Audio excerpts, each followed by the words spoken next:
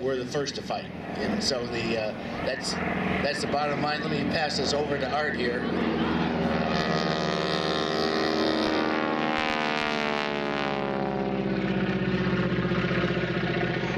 Again, that's the kind of interruption we really do like. Everybody loves the sound of those round radial engines. I'd like to just add on to what General Anderson said, that what we feel is our bread and butter is close air support. When I spent my first airplane, as a man many of you know, Chuck Tippett works for Rappahannock Electric. You may have seen him out on the power lines fixing your electric power when it goes off in the winter. He is flying that airplane. In the front seat is Joe Callan, our opening skydiver from about 3,500 feet. Chuck is also going to walk the wing later on today, and that will be after the Harrier. After Art Knowles flies the Harrier, then we will do the wing walking. So, boy, it's an action-packed air show today.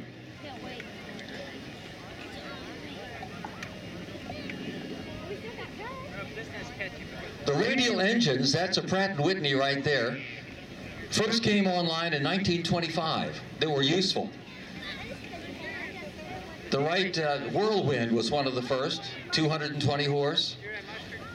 An engine designed in 1929, this is hard to believe really, will be powering the orange airplane that's about to take off. That's a Lycoming 9-cylinder, 300 horsepower engine with a variable pitch propeller from inside the cockpit. The Flying Circus airplanes are forming up into two elements, and they'll be taking off and forming up a flight of 4, or a section of 4, and we'll be flying a nice diamond formation as they come by. But let's talk about primary training in World War II. Nearly 1.5 million pilots were trained to fly in World War II. Yes, that's a lot.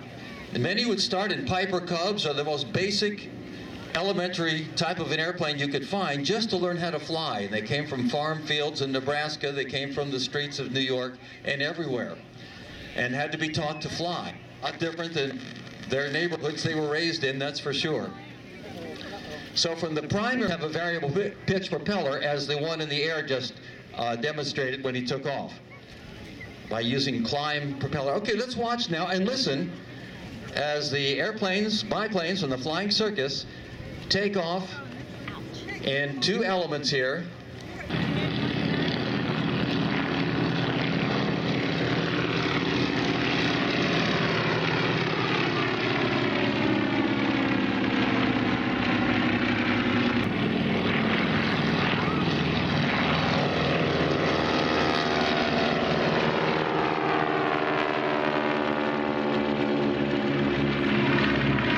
Now that sounded like a lot more horsepower than it was. Like I said, the orange airplane, with 3 axes, you're going around. And when you're in a combat situation, your enemy could be coming from anywhere. Not just in front of you, to your left or to your right, maybe sneaking up underneath you from behind. So in World War I, where aerial combat started, it was a frenetic affair. If you can imagine 90 airplanes in combat. The French and English against the Germans, unbelievable. And there were airplanes all over the sky. In World War II, sometimes they got just as frenetic, stepping off of the wing and falling. His body will hit 120 miles an hour straight down. Terminal velocity at this altitude, where gravity and the force of friction from the air equates. He'll then pull his ripcord, and our skydivers have 2 parachutes in case one fails. If that does happen, by the way, and it can, I've seen it happen. It's not a moment to panic. What you have to do is cut the first one all the way away. Make sure it flutters off into the breeze.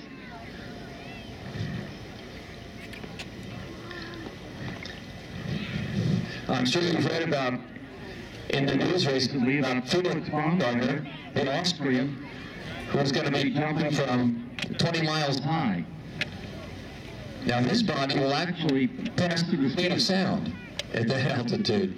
And it will take about 14 minutes to make the skydive. So he hasn't done it yet, but he's working on it.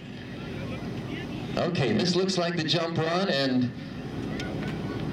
our high school band from Culpeper doing an outstanding job. What a wonderful musical program they have there. We'll be playing our national anthem. Winds are light.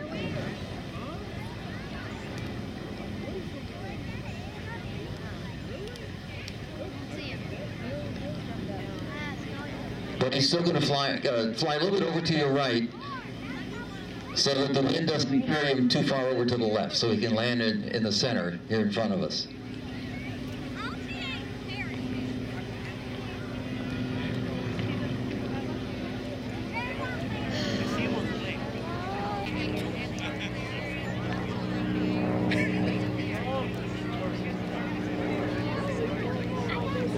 Any moment. There it is. Free fall, 120 miles an hour straight down. Pulling to the forward end. What a wonderful sight. Do you see him up there with the parachute?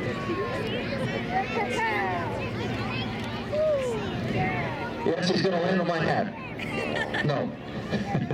Do you guys have a target up there? Yes, they do. Yeah, he came from the airplane.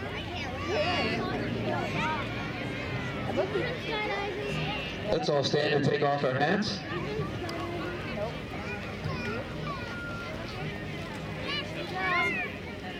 Look to your right. Go. Good. See his over. Towards the sun. The right sun. See him coming down? Have to put your hand on the side.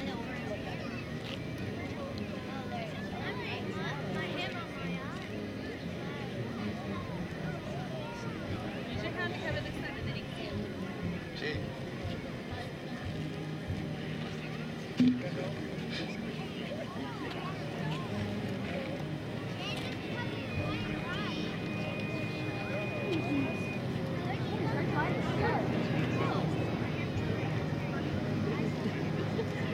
Hooray! Thank you, Culpeper Band, high school band. All right, get your cameras ready. You have a chance. Shoot at will. You ready? Got it. And the airplane above. So you still have some cool opportunities here.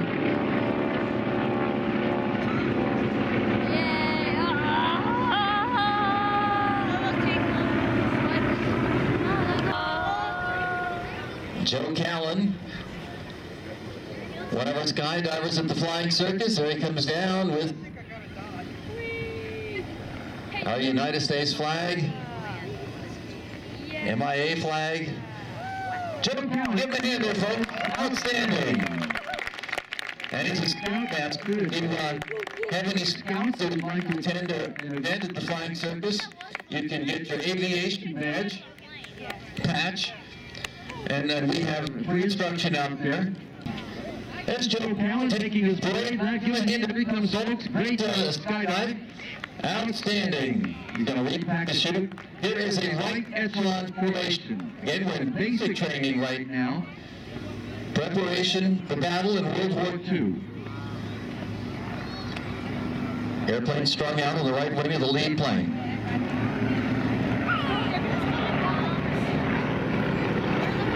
They're going to put on a formation.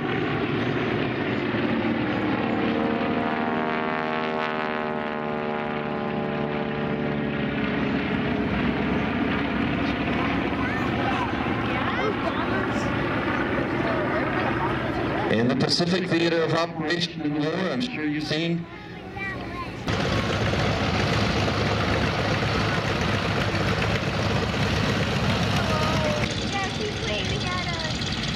Justin, a very valuable member of the Flying Circus.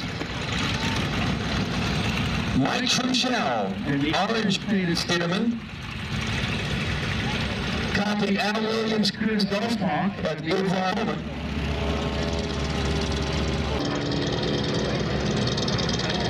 Making it look easy. Now in combat, you had to look for your aerial target. And they fired the machine guns at the last moment. They only had about 30 seconds with the ammunition.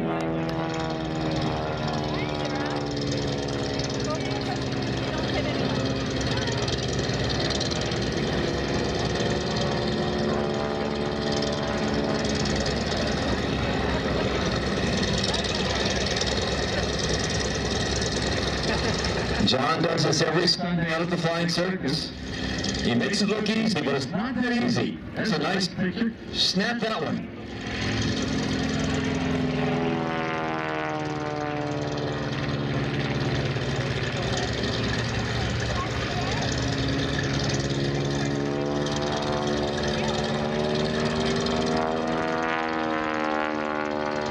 Beautiful job, John. John Karate in the Ronco ZPS-7.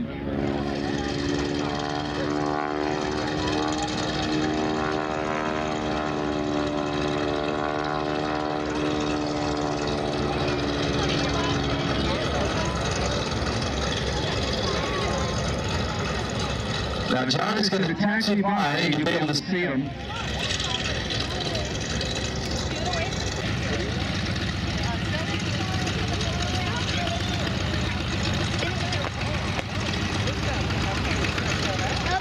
Sergeant Air Force Dave Brown. We sell these rides every week at the Flying Circus. Very reasonable price. The airplanes are individually owned and maintained. Up and over the top. You're strapped in the front seat. Take your camera with you. Get lots of videos.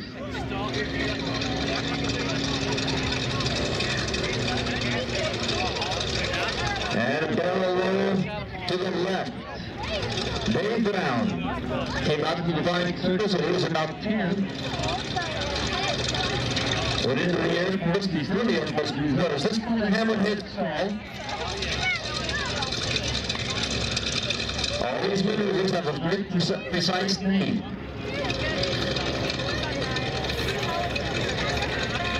It's called a Cuban figure 8. First done by Len Colby in 1934, kind of by accident, but that's how it was developed. Second group was that horizontal figure 8.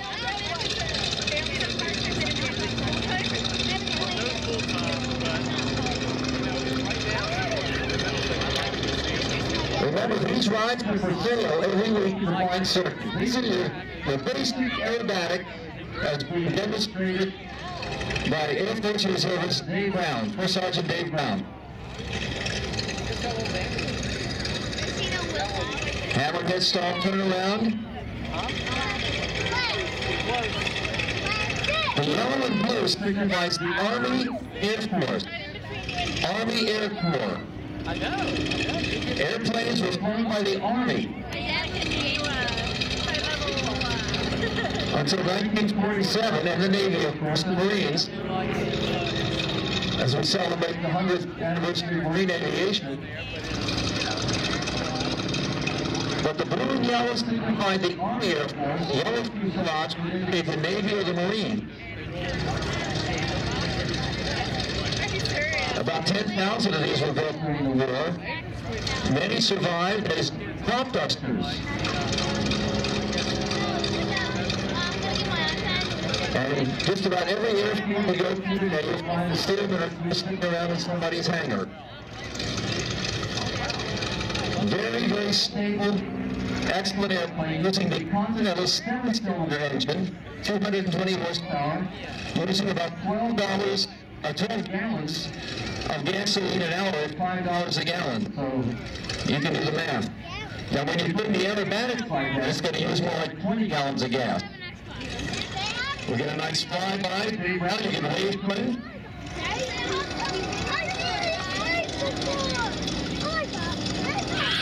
Picture taking pass.